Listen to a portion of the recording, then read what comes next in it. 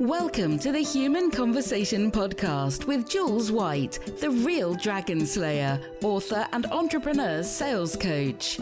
Tune in weekly for human conversation about business and sales. Enjoy business expert interviews, educational episodes, and virtual cuppers with entrepreneur business owners. So grab yourself a cuppa and enjoy. Here is your host, Jules White. So welcome everybody to the Human Conversation. Oh my goodness, I love making these podcasts. I've got a wonderful lady with me today, and I'm just going to tell you a little bit about her. She is Lindsey Marriott. She's the head of operational learning at a company called Ethos Farm. Now, I am super lucky that I'm working with Ethos Farm right now, and so I do an awful lot of work with Lindsey.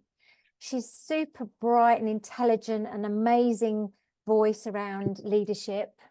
And actually, that's something we definitely want to touch on today. So welcome, Lindsey, to the Human Conversation.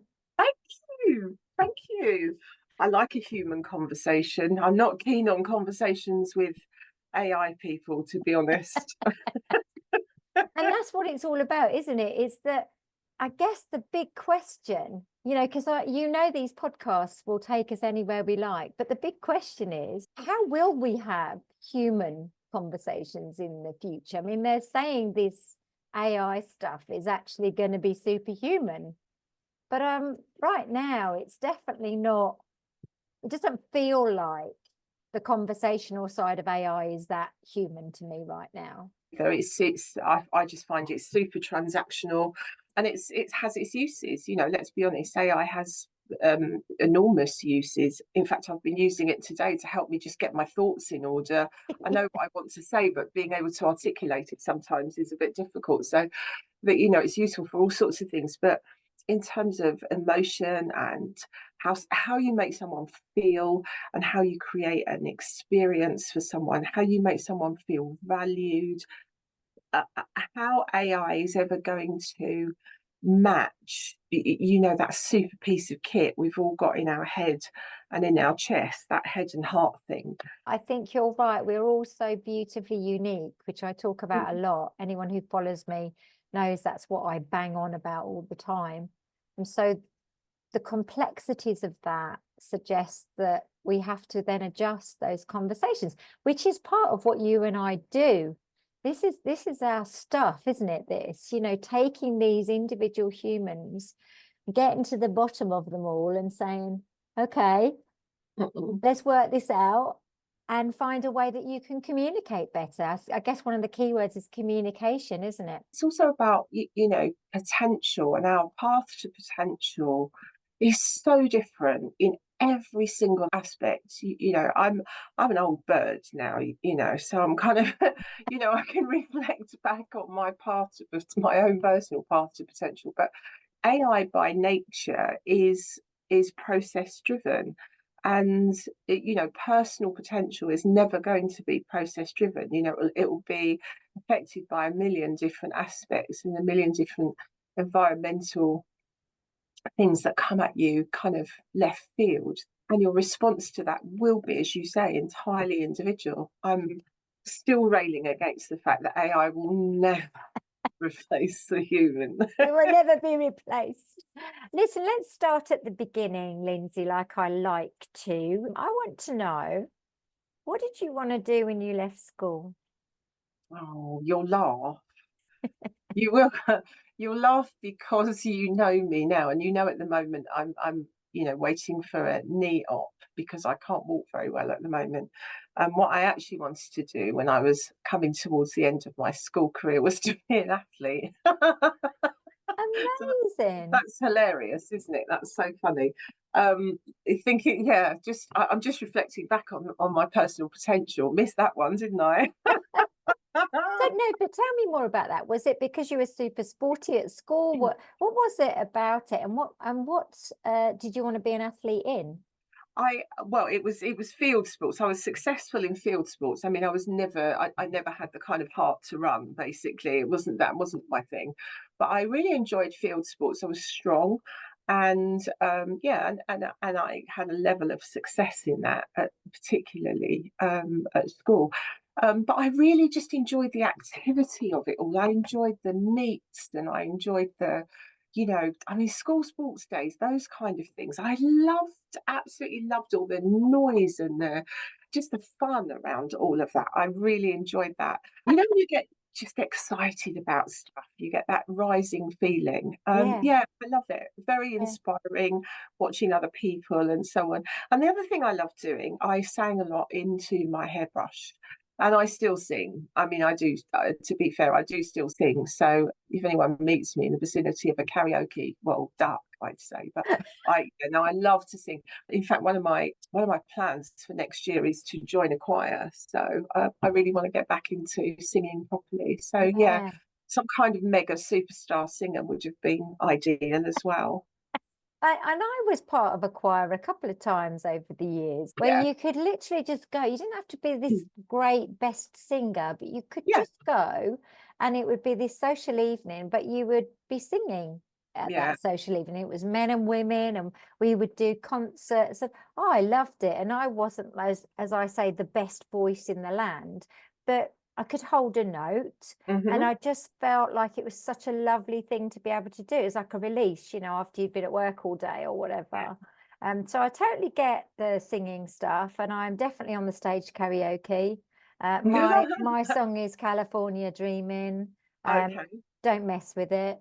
And I also was really sporty, Lindsay. So I totally get this kind of the feeling around sport is really something special, I think, when you love it. So obviously you didn't become a famous athlete or singer. I'm guessing. Not that you've told me you did, so I'm guessing you didn't. What did you do though when you left school? The other passion I had was teaching, because I've always had a bent towards helping other people, and teaching. Yeah, that was something that I was really interested in. Plus, our deputy head at our secondary school, her background was in teaching, and in those days she was teaching the violently maladjusted. I mean, that's how many years ago it was. But I was fascinated by the fact that there were groups of people who perhaps society had bracketed in some way or another, that people would help, would support, would help to move forward and change how they'd been bracketed. And I thought that was really interesting. She was quite inspiring, actually. She was terrifying, but she was also quite inspiring. So teaching was also something that I was really interested in. So yes, I went to college, and started to go down that path. And I think I did a year post-secondary school education towards my A levels, and all of my friends had left school at 16 and gone to work, and we're all having a whale of a time. And I thought, you know what, I've had enough of this. I want to go and play and join in, which I did. And so I diverted away from that path of education and teaching and went into customer service. I went into retail. Retail. Everybody knows I love retail. It's Well, in my blood, it really is. cut me in half and I bleed customer service. And Yeah, yeah, exactly. from there on, from 17, that's the beginning of my lifelong belief that people make the difference. Coming right back to our original conversation, that people can really make the difference to other people, whether it be simply influencing them to buy something or just making them feel better today.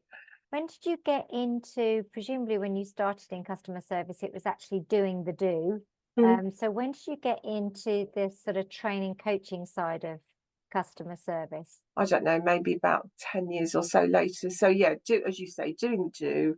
And as usual, you move forward and you're good at what you do, so you get promoted and so on and so forth. And as soon as you move into any kind of leadership role, then that accountability for people and what you did so well, you now become accountable for helping other people to do it as well as you did. Your role changes at that point. So I think, probably as a retailer, holding, I mean, we used to have Tuesday morning half an hour training sessions. You remember those days when the shops Yeah. didn't open till 9:30 because you had a training session, or even like morning briefings, that kind of thing. You'd get missiles from head office first thing in the morning that said, you need to open X amount of store cards today, and that would come at me as a missile. But if I then projected that to the team as a missile, nothing was going to happen. So I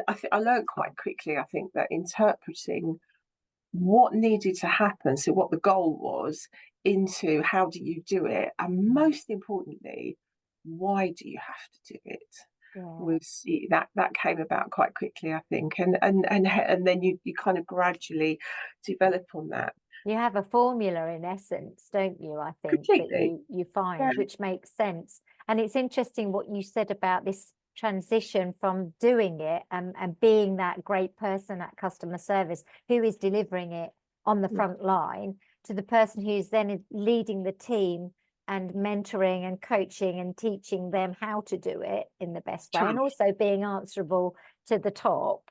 That Yeah. transition's very interesting. Often in sales, which is kind of my route where I came through, you would find the best salespeople would be promoted to be sales managers. Mm. And it was often the worst thing that people could have done with them, because Yeah. they were taking them away from the thing that they did the best And and that they love, that they they're loved. passionate about. Yeah. And they didn't realize the different skill sets they then needed to actually be that leader in the team sense. Mm. Totally different and really underestimated as well, I think, which I think brings us really nicely onto that piece about leadership. Because when we were talking about doing this podcast, we were saying what fun it's going to be, which it already is. One of the things we talked about was leadership is actually not just leadership of a team. Leadership can very much be leadership of yourself. Mm.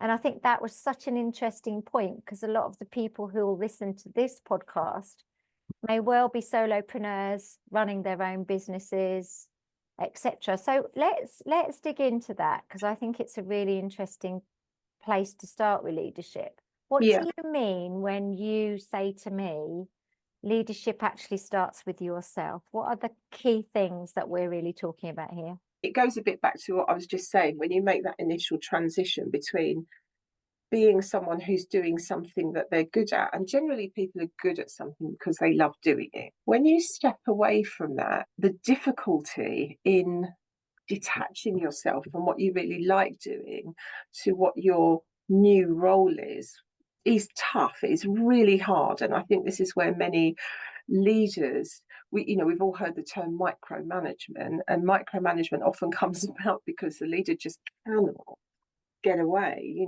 from what they love doing, and consequently end up overpowering other people. In fact, I didn't learn to iron my clothes until I was about 21, because my mum consistently went, "Get out of the way, I can do it quicker," Then you didn't learn, No. That's the key point, isn't it? No. And also my complacency as well, in the fact that, do you know what, someone else will do it. So my commitment to it, the fact that, I mean, I know we're talking about ironing now, it's ridiculous, but the principle is the same. How important that was to me was less and less, because there was kind of someone else there who was going to do it. And that's the big thing. I think leaders can often make a huge amount of work for themselves if they don't consider how to manage themselves and think about the output that they truly want for their business through someone else's perspective. How is Flossie on the front line going to answer that phone in the way that you would answer? In your head, it's as simple as, never more than 3 rings. You almost have a pre-recorded script, like one of those tiny little tape machines in your Yeah. head. Exactly what you're going to say, and it's worked. It's always worked for you. But she does it differently to you. How do you stop yourself thinking, well, that's not right? Yeah. And this is where I think, from a leader's perspective, and I spent many years when I was self-employed talking to small businesses about this, is how little we use our customers' voice and our customers' perception of what we do in order to be able to identify where our own leadership skills are successful and where they're not. You know, we all think we're right, don't we? Well, we do. And, actually anyone who sits and says, well, no, well, I don't. Well, come on, you probably do. Yeah. When you take leadership and you think about the skills we need and maybe the behavior and approach to leadership, I suppose, is where we dig deep, isn't it? When we're doing coaching and training. When you look at an entrepreneur, you have run your own business. You have been that lonely solopreneur. You know what that feels like, Lindsay. Yeah. And so all of these, mainly women that I meet who are running their own businesses, how much do you think they actually think about leadership as a topic? Because often they'll say, I'm no good at sales. I'm no good at this. I can't do this. And so we're constantly saying the things we're not good at. And actually is part of leadership as a solopreneur. Yeah. Stepping up and saying, I'm going to start leading this business. Yeah. You're not got any staff. You might have some dogs, but you're Yeah. going to start leading this business. What does that even look like? What are the things we need to start thinking about, do you think? Well, I think the first thing that you need to think about is actually is what you're in control of. You know, actually, what are you in control of here? And there's only the one thing ultimately that you're in control of here, and that's you. Yeah. And I think once you realise that, and you can emotionally let go of some of the frustrations and the issues that you come up against. And let's face it, as a small business, one person, 5 people, whatever it happens to be, there are a million challenges and barriers that you come up with, and it's consistent. And that consistency of knocks, if you like, can really knock you back. But if you are able to bracket what's going on to begin with in terms of, okay, what am I in control of here? And then what do I have the opportunity to influence? It allows you to take a step back a little bit and not carry quite so much weight and responsibility for making things happen, because genuinely, a lot of the time you can't. But what you can do is influence, you can try, you can persuade, you can look at it through a different lens or a different window, you can get another resource, you can ask for help, there's a number of things you can do, but we get stuck in this kind of, I can't, like you just said, I can't do sales, or I'm no good at bookkeeping, or whatever, the practical things that go with running a business. And, I didn't have the money to go and find somebody to do sales for me. I hated doing sales. Listen to me, doing sales. Like it's a task, Yeah. It's how mad, people isn't look at it very often, Yeah, doing sales. But I felt that that's how I was brought up, that it was a function, it was a department, and of course I came out, like a lot of women do, from a large corporate environment where you're brought up to have these different functions that have different skill sets, and you're boxed into wherever you happen to be. So that's what you're good at, without recognizing that the reality is you do have some of those other skills. They're badged differently. They might have a different title. I mean, I worked in customer service for many, many years. It took me a very long time to understand that actually was sales. And yeah, I would say hands down, I can't do sales. I'm too scared to do sales. It's what I did all my life. So it's about standing back a little bit and recognizing that there's only so much you can actually do, but there's a million things you can influence. When you take that pressure away from yourself, it becomes a lot clearer. And there's other really practical things that you can do in terms of self-leadership as well. Time management is another one. Oh, I've never worked so hard in my life as I have since I've run my own business. How many times do you hear that, and who's in charge of that? Yeah, I'm working every evening, every weekend. I've done it. I still do it sometimes now. I know. I am totally responsible for it. There's You're right. people listening to this podcast going, listen to her. What is she talking about? I'm so busy. I didn't work every weekend, my business would collapse. No, it would not. No. No, it wouldn't. There are ways in which you can balance what you do, and it is about taking the pressure away to have to achieve everything. Yeah, I love that, Lindsay. It's such good points. So I did a thing around bounce back ability, which I know you and I Oh have yes, chatted about before, on the back of me losing a business, my Dragon's Den business. And I created the acronym of bounce. And interestingly, some of the things you mention are some of the letters of bounce. So the bounce acronym is breathe, B for breathe, yeah, opportunity, which you just touched on. Actually, what are our real opportunities as opposed to the things that we just get stuck with, that we keep battling with, that actually we have no control over, you know?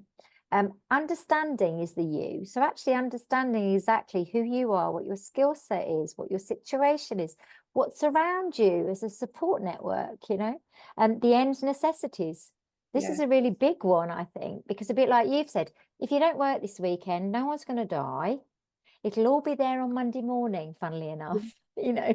So it's the necessities piece, and the C's choice, massive one.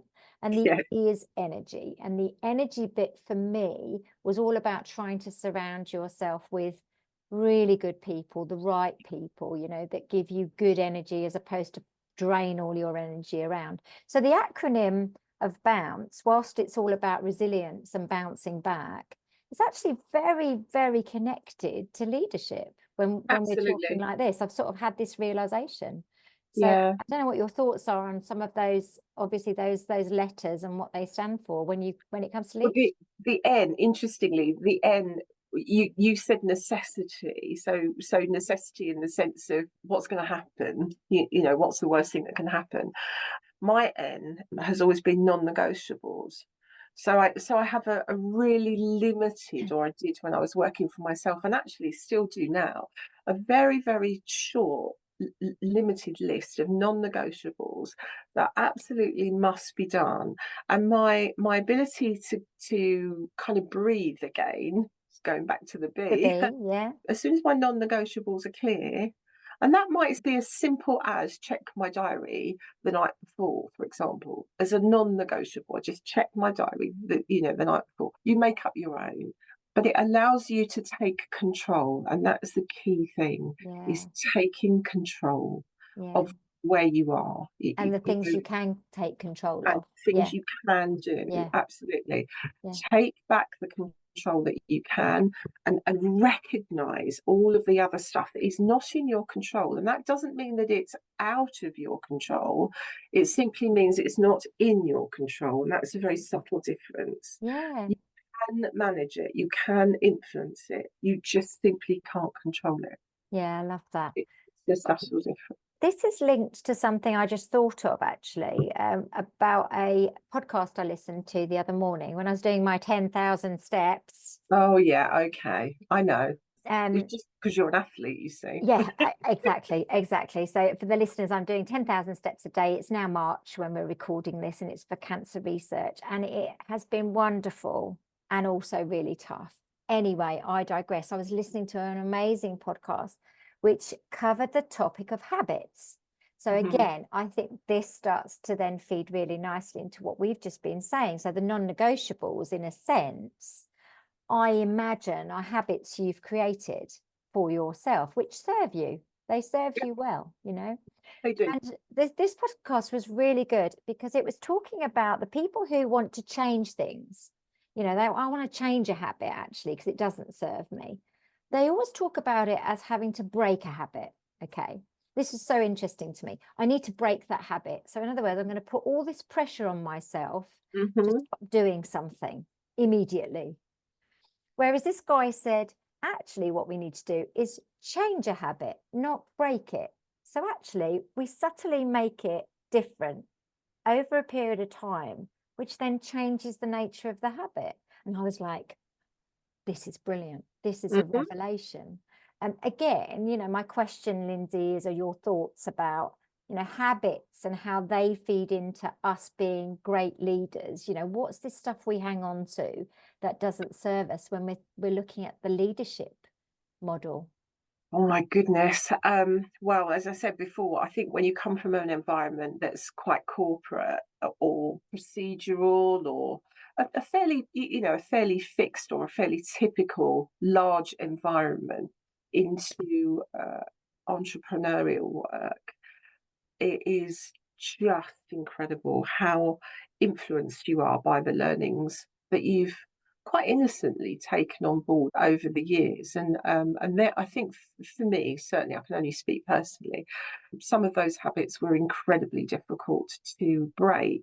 And they're not necessarily task related or procedurally related habits.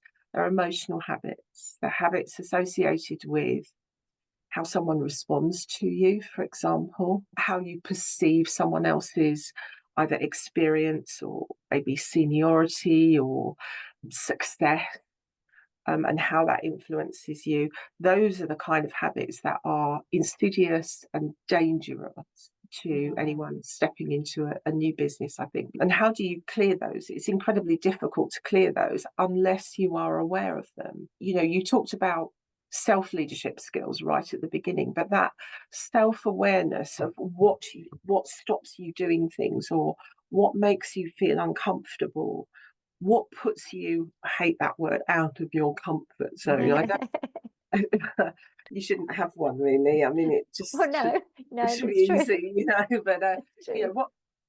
when you feel that happening, I isolate then and there. What is it? What's going on here? Am I scared of that person? Am I intimidated by them? Do they remind me of somebody that I had to get on side in my previous world who never agreed with me? Does it, those are the kind of self-awareness habits I think that you need to start changing. Remembering that you're good enough, frankly. And I think it's a really great point you make about them being emotional habits, because you're right. I think there is a difference between those kind of practical habits that we do, but equally the emotional habits, which are often in our subconscious, so we don't even realize we do them. And that's where this awareness piece is Yeah. so important, isn't it? And Yeah. and I think we have to probably say here that there should be no fear around us asking for help. There should be no fear around us thinking we could have a coach. As I know I'm a coach, it's not a self-promotion thing, it's a fact. I had a coach, and I have the same coach, and I go back to her when I need her. She knows that. That's how we operate. And I had a coach at the beginning in 2017 when I started Live It, Love It, Sell It, coming from having worked for people for however many years. And I hated working for people, Lindsey, for lots of reasons, which we can discuss on probably a whole other podcast. However, Right. I swore I would never work for someone again in terms of being employed when I started in 2017. And I had this session with her and we were chatting things through. And she said to me, one of the things that you need to change is your language. And this is a very interesting thing, because I was using a corporate language the way the way I was speaking. So right. I wasn't Jules White. I was the business development manager that I had been, or the head of sales who I had been, speaking in a corporate fashion, I know. and it was really fascinating. I I didn't know, Lindsey. I didn't know. absolutely couldn't agree with you more. I remember going to my first networking meeting when I started on my own. I joined a really lovely group, and I was very anti women's networking groups because I'd fought so blinking hard over the years, to be honest, to break that. And I stood up and I did my, my whatever it was, Minute. 2 minutes, whatever it was, yeah. And I remember them all looking at me like and smiling ever so politely, but I could tell that they had absolutely no idea what I just said. And it's exactly that, I was talking, am I allowed to swear on this? I don't Yeah, know. if you want to, why not? Talking corporate bullshit. And the words I was using meant absolutely nothing to anybody. Yeah. And it was quite disappointing because I'd spent years learning how to interpret stuff like this. It meant nothing, absolutely nothing. It's so Wasn't funny, isn't any it? value whatsoever. Yeah. And so I think that you're right. There's no stigma associated with asking for help. Although I think for a lot of people, being able to say, when I walk into, or if I'm going into a meeting with a certain client, I feel intimidated, or I feel, you're not supposed to feel like that. Well, who says so? Who Yeah. who says that? Because we all do. Yeah. So Yeah.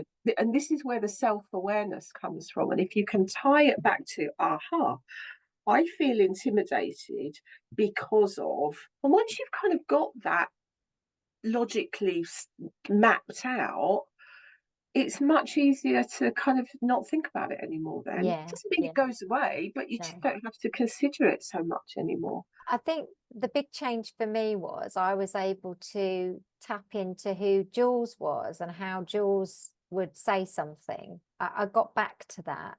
Mm. I had to work quite hard on it, but it was about, as you say, awareness. When I used a certain word, it was like, well, I actually wouldn't use that word. Jules wouldn't use that word, Jules wouldn't say it like that.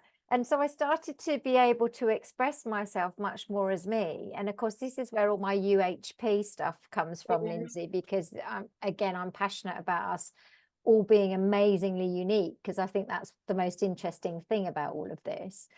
And so I started to write as Jules. I was writing as I would speak. And all of a sudden, people wanted to follow Jules. Yeah. People wanted to follow my Facebook group. People wanted to join my Facebook, sales group and blah, blah, blah. And it was like this revelation to me that I could just be me. I could be brave enough to just be me. And it was okay. Mm. And for me, I think that was a massive part of me being an entrepreneur, but I'd like to also link it back to leadership again, I was because going to say, this is leading yourself, isn't it? it is. And our leaders who have to lead teams, who may well be listening, I hope there are some, think about this, because this is also important in that role, that you as a leader are human. You as a leader have a personality. You are approachable. You're empathetic, Mm. and those things get lost when you go into your corporate role jargon-esque leader, and we've This met is them. why, as you know, I'm constantly banging the drum about the difference between a manager and a leader, and how important both of those sets of skills are. And particularly for someone that's operating their own business, you have to be a good manager. Otherwise, who's going to sort your finances out? Who's going to do your planning? Who's going to do your prioritizing? Who's going to review whether something was successful and analyze it? And all of those technical management skills and competencies are critically important. But if it stops there, then your opportunity to really reach for a different level in terms of your business is going to be severely hampered, because leadership is so holistic. It's not just, obviously it starts with yourself and being able to manage yourself, but it's also about being able to lead your clients, lead your team, lead your peers. We think about we hear people talk about thought leaders. I mean, who knew that people would be thought leaders Yeah. a few years ago? This is something that's grown up over the last 10 years or so. But if you break it right down, what does that mean? It means that people are following those leaders because they have an inspiring message that other people are really interested in. Yeah. They have an inspiring vision or goal or message or whatever it is. And as a small business owner, if you can interpret your business in that way, where people are like, yeah, now I really want it. I want to hear more about this. Okay, there's 1,000 accountants out there, but your accountancy is different because you lead it like this. You lead it with that humanity, that empathy, that understanding, that commitment to supporting people, which are absolute leadership skills as opposed to management skills. Yeah, gosh, what a great conversation this is. If anyone actually just stopped now and turned off this podcast right now, they would have so much gold already in their pocket from what we've been talking about. And it's very simple stuff, isn't it? That's Yes. the thing. It's very simple stuff that applies to us as entrepreneurs running our own businesses alone, because ultimately our team are our clients when you think about it. Completely. And then it goes back to the clients that you may be working with who have those leaders who are leading their teams.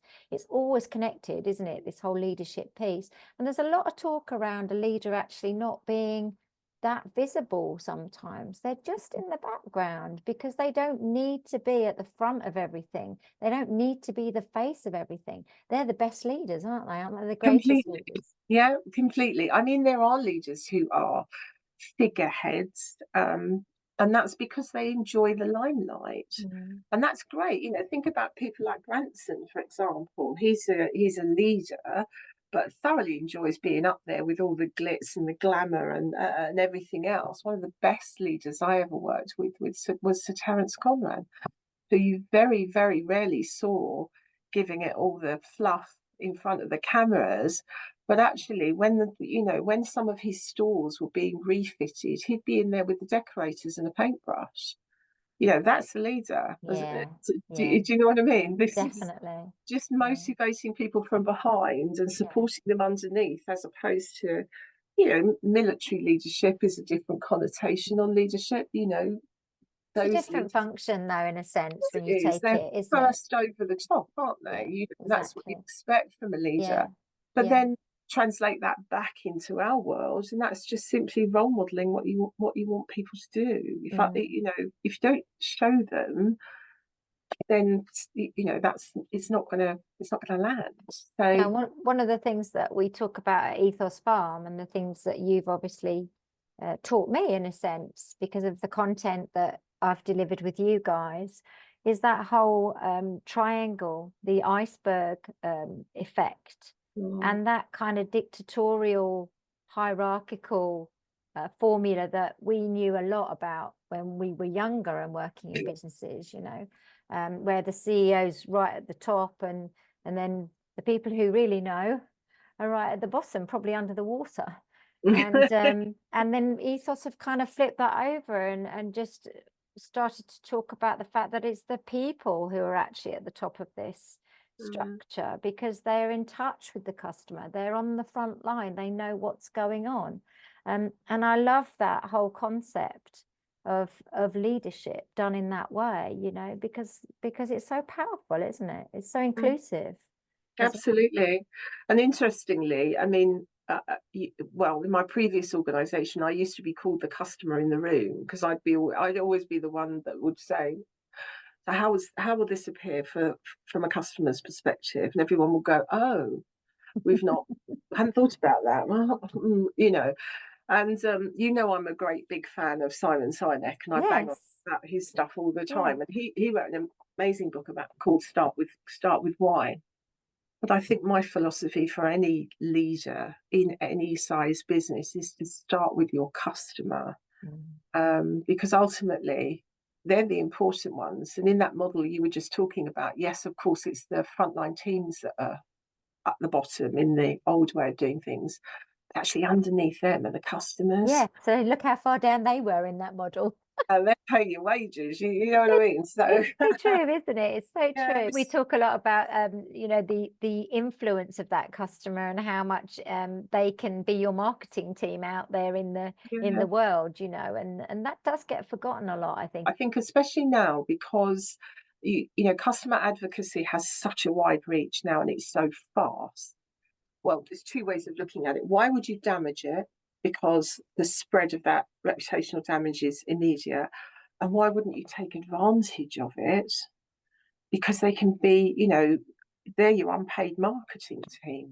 Yeah, and feedback as well, and being able to always be improving what you're doing comes from those customers, doesn't it, ultimately? Absolutely.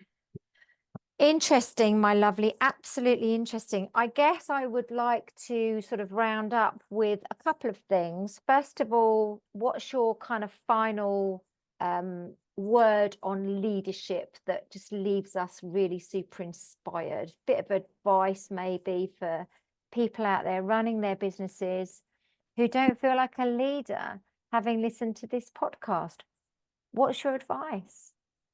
Google the definition of leadership And just remember that in your day to day, when you're head down, full of task and process. Just, if you don't have a team, if you are on your own, think about what that means to you. And if you had someone leading you, how would that feel?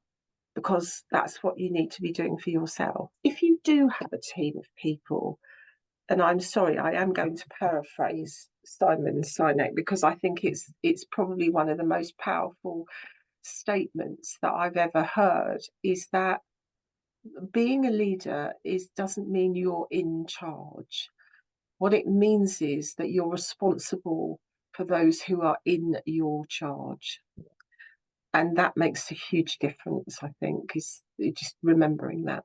Brilliant. And I do remember that, because it's part of the training that we deliver, isn't it? That lovely video. Finally, I guess, what's Lindsey up to now for the next 12 months, 2 years? What's going on for you? Wow. I mean, I am lucky enough, obviously, we've talked about the business, we've talked about Ethos Farm, and I'm lucky enough to be coming to the end of my career, working with an organisation that is as passionate, I guess, about customer experience and leadership as I am. So I'm really lucky to be able to be in that environment right now. But yeah, working gradually towards phased exit into glorious retirement over the next couple of years now. But what are you going to do when you retire, Lindsey? Well, I'm going to do a bit of I was going to sing, obviously. I think I've mentioned that already. I'm going to sing.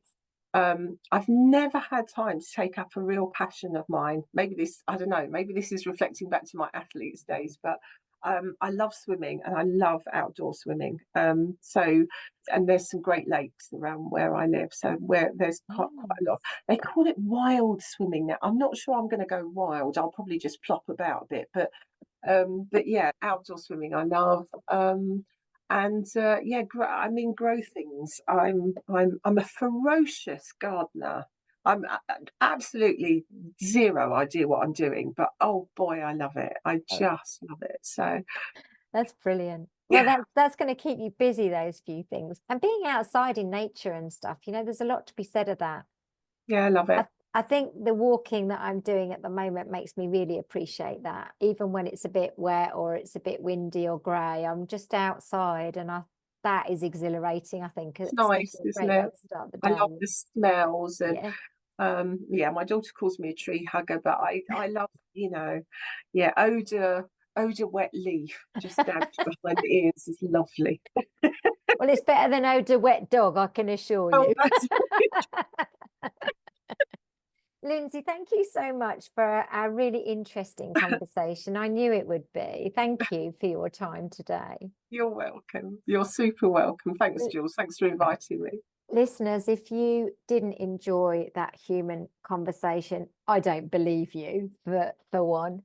But I really hope you did. And I hope you took some little nuggets out of it, and some things that will really help you to think about yourself as a leader and how you're leading your own business.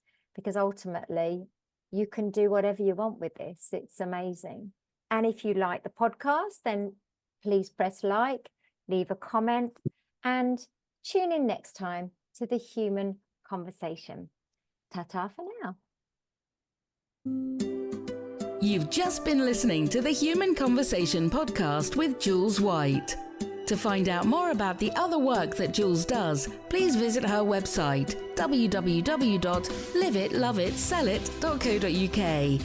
And if you enjoyed the podcast, then please do leave a rating and review on the platform you use to enjoy her show. Thanks for listening, and see you next time.